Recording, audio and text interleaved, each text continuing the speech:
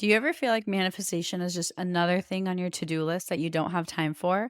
Like your spiritual practice is something that you have to do? Honestly, you're not alone because I felt that way too.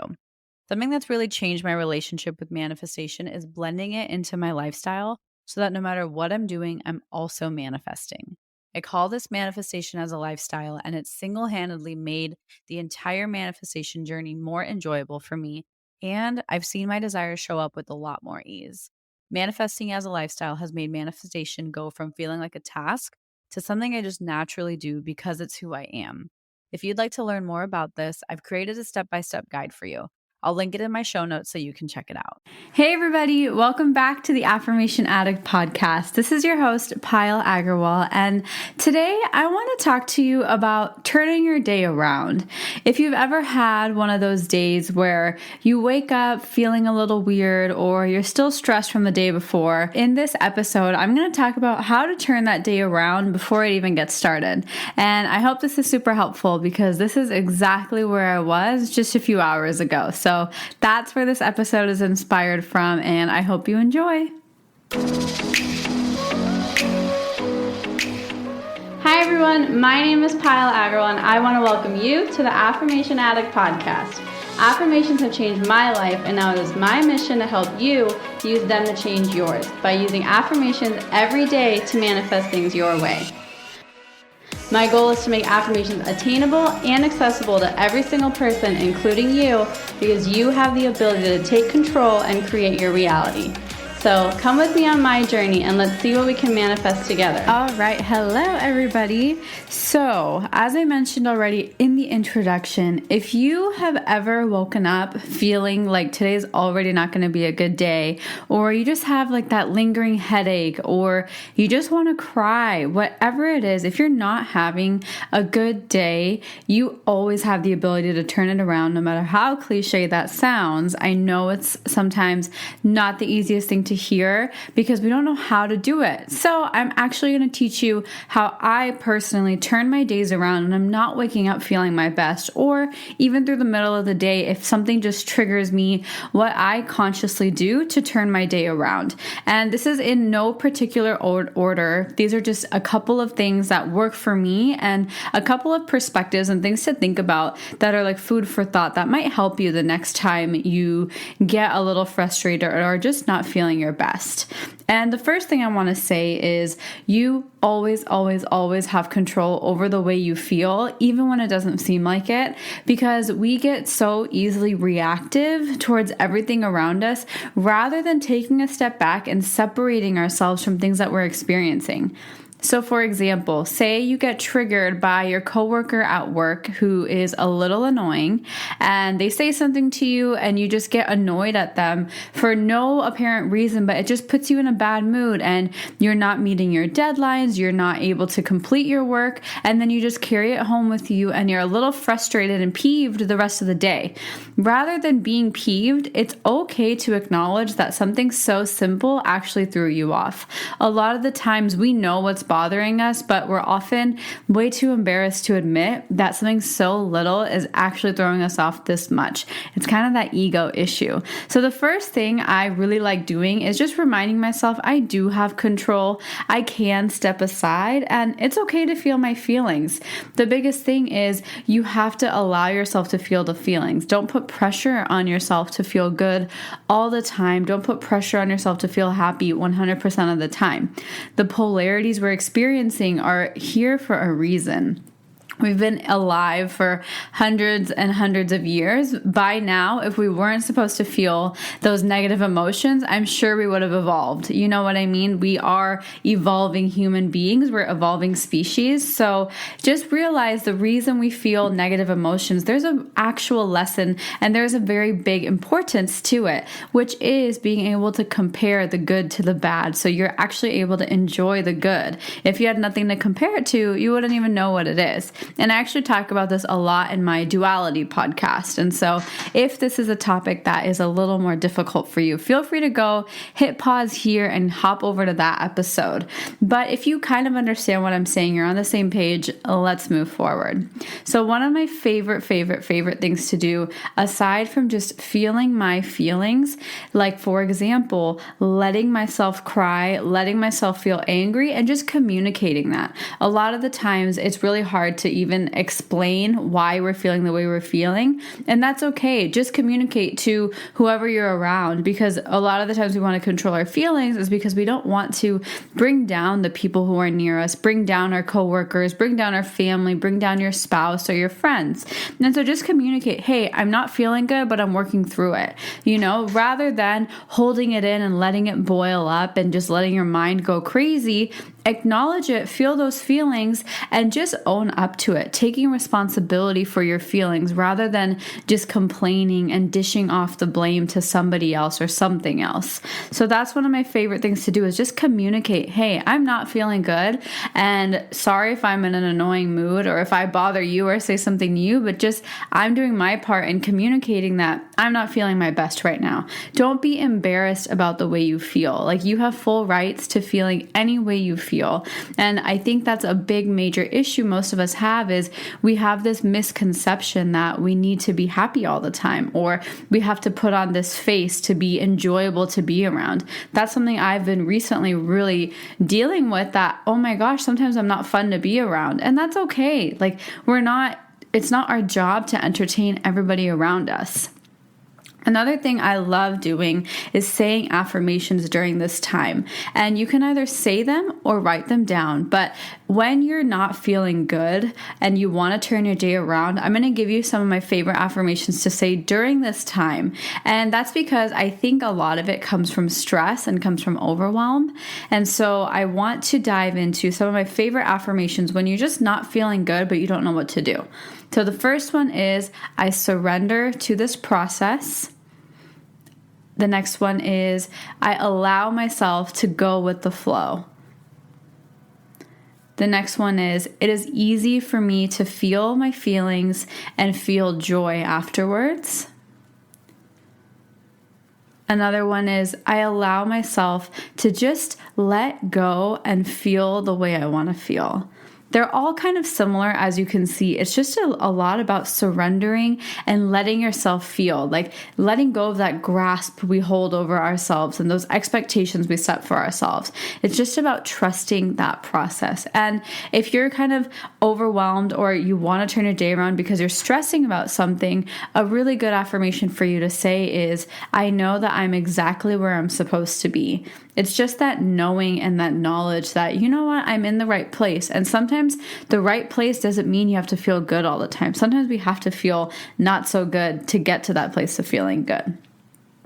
And another thing I like doing, I already mentioned this, but is writing down my affirmations, because sometimes when I'm feeling not good, I don't have time to go somewhere quiet where I'm comfortable and say them out loud. So a really good alternative is writing them down. And the best part is writing them down takes just 2 minutes. And that's exactly what I did this morning. I felt so weird. I had a lingering headache. I cried, and I was like, you know what? It's time for me to turn my day around, and I'm going to work through this. So I first wrote down like the same affirmations I said to you, and immediately I felt goosebumps because I could feel my energy shifting. It's just, we don't even let ourselves shift our energy because we don't know how else to feel. So if you can just tackle the resistance you have towards shifting, the resistance you have towards even saying or writing down those affirmations, you'll be able to begin noticing that shift almost immediately the second you write them down. And it only takes 2 minutes. So none of us really have an excuse to either say them out loud or write them down. There's no way you cannot do that for yourself. And worst case, mentally recite them. Sit there quietly and mentally recite them. Any effort is more than doing nothing, and don't let yourself feel horrible just because you keep finding excuses. I am giving you no reason to find any excuse. I'm giving you all the different tips and tricks.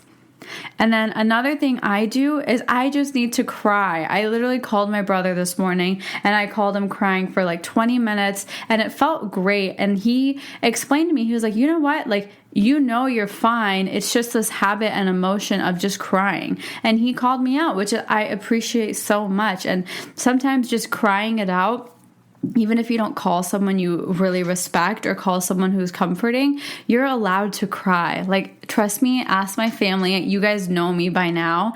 I cry so much and I'm so proud of it because I'm not shy of my emotions. I'm honest and I'm like, you know what? I am feeling this way. I'm okay with it. I'm proud of the way I feel and I'm proud that I can be in tune with the way I'm feeling. Rather than suppressing my tears and suppressing my emotions, be proud of feeling your feelings and owning up to what you're experiencing right now. It's not a bad thing. Another thing I do after I do all of this, I cry, I say my affirmations, I feel the way I'm feeling, and after I've given myself enough time to just feel and go through it, I set an intention. You can set it mentally, you can write it down, you can say it out loud. What is your intention for the rest of the day? You can stop right here. There's no such thing as the whole day is ruined because one bad thing, unless you let it. So overcome that habit, overcome your mind, overcome yourself, and just be like, from this point forward, I'm going to have a good day. I'm going to feel good. I literally had so many things on my to-do list today, and I looked at it and got way too overwhelmed. And so what I did is I redid that to-do list with only 2 things, and now I'm doing them. I'm able to record this podcast. I'm able to do my wedding planning stuff that I need to do. And that's it for today. I'm not going to overwork myself and set these crazy, insane standards and expectations for myself. It's okay to be gentle with yourself. Set an intention on what you envision the rest of your day to be and fulfill that. You can make like a manifest list, and that's what I do. Instead of a to-do list, I call my list a manifest list because any action you take is actually manifesting. Anything you accomplish, you've manifested it. So it's a really nice way to play in the manifestation and this magic of the quantum physics into your daily life, into your to-do list, because you're giving yourself credit for being that creator. So I really hope that one was helpful. The next thing I do is go outside and move my body. One or two of one of those or the other, or combining them, is so powerful because basically when you feel like not good, the energy is stuck in our body. So it's just moving our body around helps the energy flow really, really nicely, and it helps the energy go into different parts of your body. Normally we have a lot of energy stuck in our stomach area.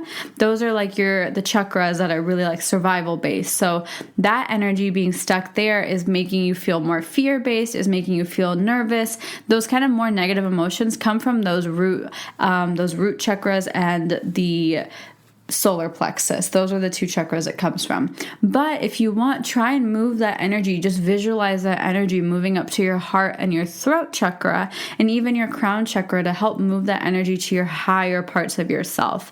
Basically, your lower chakras are your physical self and your upper chakras are your highest self. So your highest self, as you guys know, is more these emotions of compassion, gratitude, unconditional love, and all of those beautiful feelings that we love feeling. And the more feelings of practical, logical, fear, overwhelm, stress, a lot of those come from our lower 3 chakras. So one thing you can do is play in your mind like a movie of the energy from like your stomach moving up to your heart and your brain. And the second you put your attention towards it, it'll move it. Even if you don't feel anything, even if you don't see bright colors, like a lot of people say when you meditate or visualize, it'll still move that energy. You're still doing it. Just because you don't feel a goosebump or you don't feel a buzzing energy doesn't mean it's not working. Just trust that your intention and your effort is strong enough. And another thing, just if none of these sound appealing for you or you want something else to do and you still can't get over that to-do list or whatever, do something different. Basically distract yourself so you can break away from whatever is holding your energy so strongly, from whatever is really stuck in your mind. We have such bad habits of being so accustomed to the things that we have to do, and we just never let go of them. And that's really what was going on for me. I'm currently dealing with an app launch. I'm dealing with wedding planning. I'm dealing with all of the mastermind roundup, and I'm dealing with just creating other content for all my followers and my audience. And that's a lot on my plate for me, and it just is never ending. And that's what I've been feeling the past few days, was like my to-do list is never ending, and like it just keeps going, and I feel like I'm getting nowhere. And so give yourself something different to do. Today, I decided to hop on a podcast because it was so fitting, and I thought a lot of you might need this message. But otherwise, what I'm going to do today is I'm just going to spend the day cooking and doing something completely unrelated to get my mind off of it, to relax my body. I went on a run. I'm going to go to a yoga class and just do something different. Change your environment in a way that is just different for your mind, so your mind can absorb different things. Like sometimes you just need that change, and it might even be just a distraction, and that's okay. You've got to give yourself that break. So if there is something that's nagging at you, that's really triggering this, if you know that trigger, do something different. If you don't know that trigger, do something unusual, do something new. Maybe go take a paint class, maybe go berry picking, maybe go to a lake. Just go do something different to experience a different emotion and experience a different sensation in your body. And that'll really, really help you shift from having a horrible, wonky, kind of just not good day to switching it over to a better day, and a really good day where you can feel motivated, feel inspired, and just feel good. And so I want you to remember, it is so possible to flip your day around. And these are some practical, actionable items that you can do. You can do one of them, you can do all of them, and just be playful with it, because you're allowed to have fun with this process. You're allowed to turn your day around no matter what society says. So give yourself the chance, give yourself the credit, and explore. It doesn't have to be only these tips that I shared with you. Come up with your own. If you have any that I would love if you sent them over to me, because it's just spreading the word, spreading the power. And speaking of which, if you haven't already, it would mean the absolute world to me if you would leave an honest review on the iTunes app or whatever you're listening to this podcast on, because I would love to hear how you feel. And also, if you could help just spread the word and share this podcast or any episode that's resonated with you with a loved one, because maybe it will help them in a way you never knew.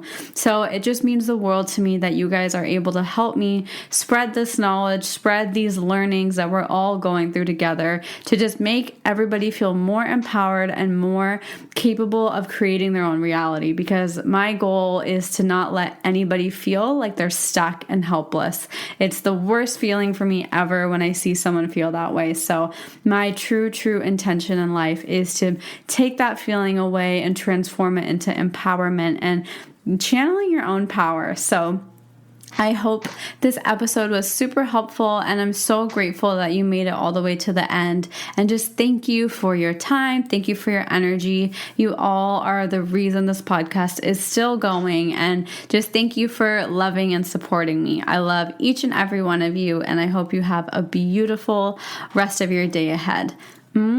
Take care. Bye. That's all I have for you guys, and I just want to say thank you again for spending some time with me. I really hope you enjoyed this episode, and if you did, head over to my social media. I'm on Instagram, Facebook, and Twitter, or go to my website if you want to subscribe to my email list, which is affirmation-addict.com. I cannot wait to hear from you guys, and I will talk to you guys super soon.